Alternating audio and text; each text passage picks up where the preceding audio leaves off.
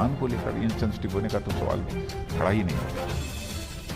हमारे किसान धरना दे रहे हैं, प्रदर्शन दे रहे हैं।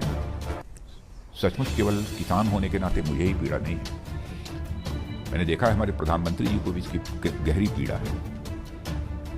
लेकिन प्रश्न ये खड़ा होता है कि जो तीनों यह बिल भारत की संसद द्वारा पास हुए हैं, कृषि संबंधित जो तीनों कानून बने हैं, वह किसानों के हित को, उनके हितों को ध्यान में रखकर बनाए गए। और बराबर जब से मोदी जी ने प्रधानमंत्री के रूप में जिम्मेदारी संभाली है, क्योंकि मैं कैबिनेट का एक सीनियर मोस्ट मेंबर होने के नाते मैं कह रहा हूं कि उनके साथ बराबर हर मुद्दों पर बातचीत करने का मुझे अवसर भी मिला है। मैंने देखा है कि किसानों को लेकर बराबर उन्होंने अपनी चिंता व्यक्त की है। और प्रारंभ से ही, और 2014 के पहले जब हम लोग कैंपेन के लिए जाते थे, चुनावी कैंपेन के लिए, उस समय भी इस देश के किसानों की हालत जब तक नहीं बदलेगी तब तक देश की हालत नहीं बदल सकती। भारत को यदि धनवान भारत बनाना है तो भारत के किसानों को भी धनवान हमको बनाना होगा, यानी उनकी आमदनी को हमको बढ़ाना होगा।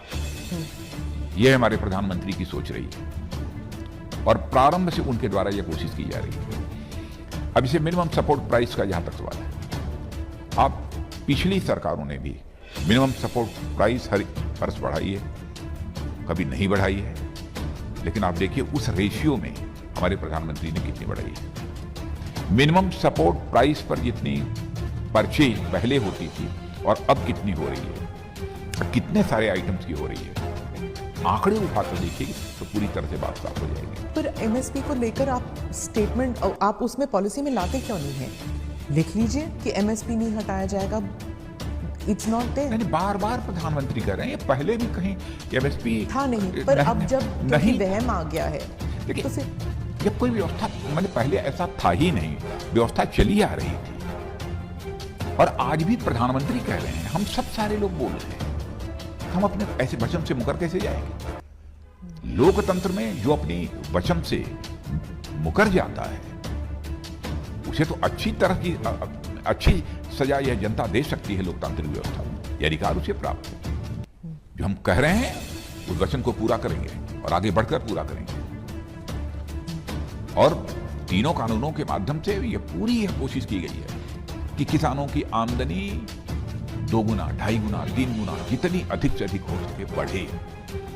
हाँ, जैसा मैंने पहले कहा कि किसान धरने पर बैठे हैं, सचमुच हम जैसे लोगों को भी भेजना है। आप उत्तर प्रदेश के भी किसानों से पूछिए। मैं मुख्यमंत्री जब था तो उस समय भी बड़ी हुजूम टिकैत साहब के साथ भी हमारे पास लखनऊ में गए हुए थे। मैंने उनका स्वागत किया, आगवानी की, उनसे बातचीत की, समस्या का समाधान निकला था। आज भी हम चाहते हैं कि समस्या का समाधान निकले। हमारे कृषि मंत्री थे नरेंद्र सिंह तोमर और उनके साथ हमारे वाणिज्य मंत्री पीयूष गोयल, ये सब सारे लोग बैठे हैं, सारे अधिकारी बैठे हैं, बातचीत चल रही है। हमारा तो अपने किसान भाइयों को एक सुझाव होगा कि हर एक्ट के हर क्लाज पर तार्किक एक बहस होनी चाहिए तर्कों के साथ। और जहां पर यह लगेगा कि यह किसानों के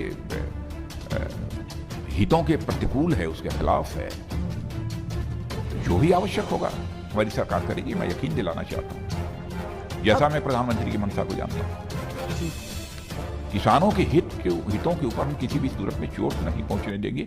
मैं यह बात दिल की गहराइयों से कह रहा हूं। पर ऐसे लगता है अब ये तर्क वितर्क से आगे बढ़ चुका है, क्योंकि किसान अड़ गए हैं कि अब या तो हटेगा ये कानून या मतलब जब तक हटेगा नहीं हम नहीं हटेंगे यहाँ से। बातचीत हो रही है और मैं समझता हूं कि कुछ न कुछ समाधान उसका निकलेगा, यह मेरा विश्वास और भरोसा है। और मैं हाथ जोड़कर अपने किसान भाइयों से विनम्र अनुरोध करना चाहता हूं कि इस बिल को मैंने भी स्वयं देखा है, कृषि मंत्री भी रह चुका हूं और कृषि जगत की बहुत सारी समस्याओं से मैं अच्छी तरह वाकिफ भी हूं।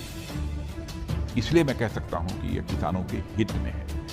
एक बार कम से कम 2 साल तक एक प्रयोग करके आप देखें तो यह तीनों जो कानून कृषि संबंधित हैं वो किसानों के लिए कितने उपयोगी हैं, देखें तो उसके बाद आपके साथ बैठने को हम लोग तैयार हैं। आप बैठिए, आप जहां जहां कहेंगे आवश्यक संशोधन करने के लिए हमारी सरकार तैयार है। और आज भी हमारे किसान भाई बैठे हैं, किसी एक्सपर्ट को बैठाना चाहते हैं, एक्सपर्ट को बैठा लें, सरकार के साथ बातचीत हो, और बातचीत के द्वारा यदि यह निकलता है कि नहीं, इन कानूनों को फ्लाज में संशोधन करने की आवश्यकता है, तो उसके लिए भी हमारी सरकार तैयार है।